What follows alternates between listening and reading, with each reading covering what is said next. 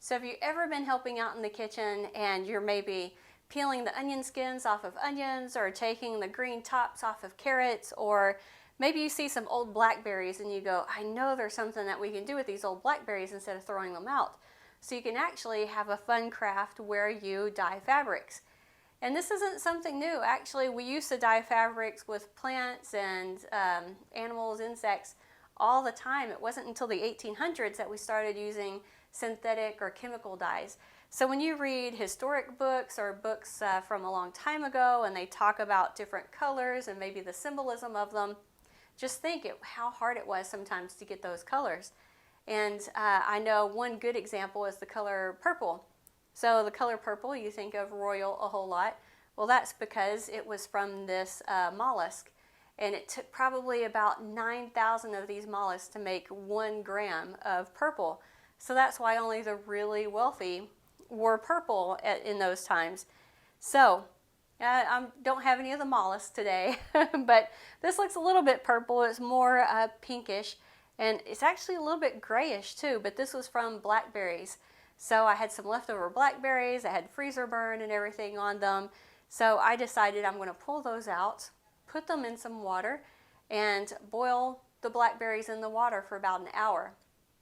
I always make sure I use an old pot because, of course, it can stain your pots. It can stain everything. So if you have gloves, wear gloves. Make sure you protect your countertops and everything else. It's best if you can do it outside.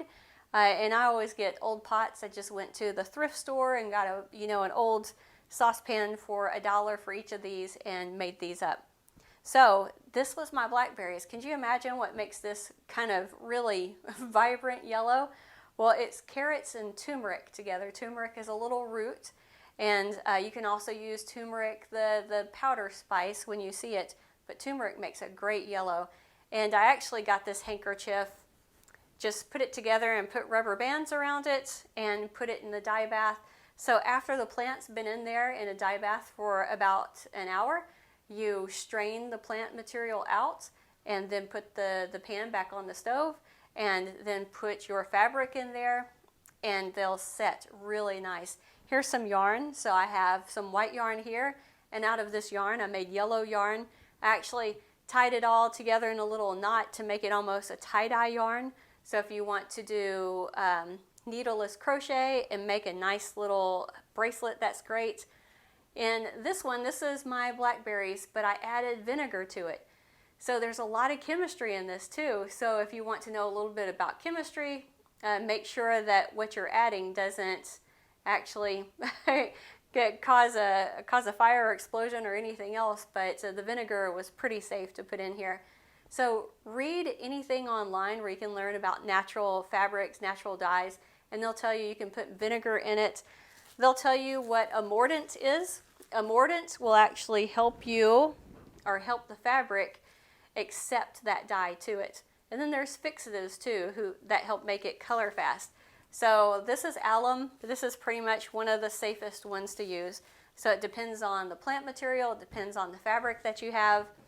And like I said, I have a lot of fun with it. Sometimes I can have blueberry juice left over and I can dye with blueberry juice. But another thing I like to do is I like to paint.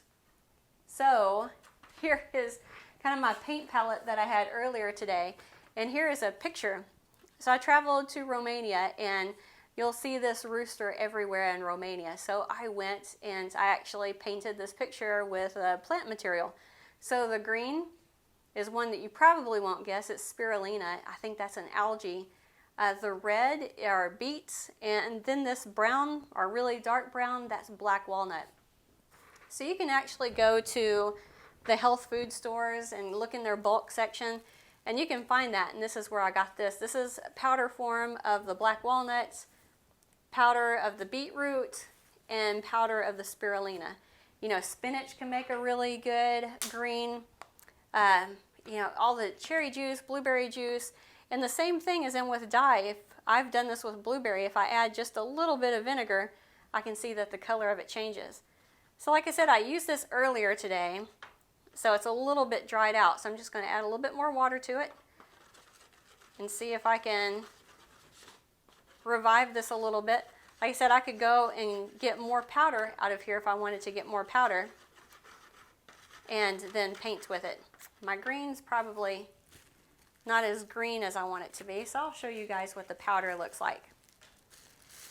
And you know, all of these powders, when I went and bought them, they were just a few cents, and I can use tons of them.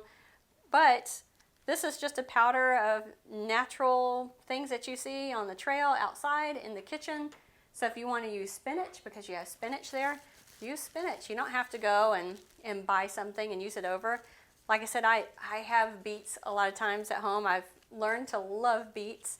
And you can cook beets, eat the beets, but then there's all that red liquid behind. Well, that's a really good paint that you could use too. You could dye hard-boiled eggs in it if you wanted to. I have seen people use actually beets or different berries to color their cakes and their frostings, because that's a natural dye, and a lot of people don't really like synthetic dyes in their food. So you'll even notice if you go to the grocery store, you'll see more things that are colored by plants, like the purple carrot. I see purple carrot in a lot of things, so obviously that's nice and purple. But I'm going to show you right here. I'm just going to put this green. So that's a beautiful green. So that's another thing that you can do. If you don't want to dye and do a lot of boiling and everything else, go ahead and do the painting. And it's nice, it's safe, great to make. You can add cornstarch to it, and you can make it kind of like a reusable paint that you can keep on using over and over. You know, when artists used to paint, because remember, this was, they didn't start using chemical dyes until after the 1800s. They could put honey in it, I think. They could put milk and egg yolks are some things that I would hear about how painters would add that to their paints. So remember, these plants have color to them. And another thing that you can do is you can hammer. So I have Cherokee heritage in my family. And that's why I've always loved plants too, is I've always learned a lot about plants from my family. So what you want to do is you want to get some tape, like masking tape, painter's tape, and then I'm putting this on my leg, and I kind of take the stickiness off of that tape. So after I take the stickiness off of that tape, I actually have some made right here. I'm going to put some flowers that I collected outside. And I'm just going to put the flower. I'm not going to put everything else, so let me just take that off there. And let's see how this works out. I haven't tried these out yet today. So we'll see if these colors will give, or these flowers will give a really nice color. So see how I've put them on that sticky tape? And I have a piece of fabric here. I'm going to stick that right to the fabric. And then I'm going to hammer. This is the fun part. Now it can get kind of loud, so you can do this outside. You can find a big, I don't know if anybody gets the yellow pages or anything anymore, phone books, but I have a nice ream of paper here. And I'm just going to hammer.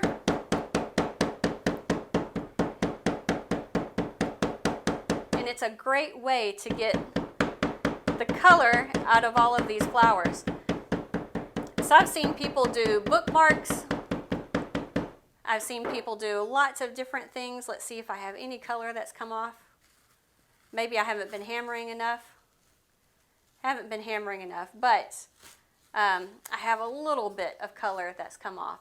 So you just keep on hammering, make sure that you get kind of all that nice dye off of the plants, and you'll have a really great little craft. Like I said, you don't have to use natural fabrics.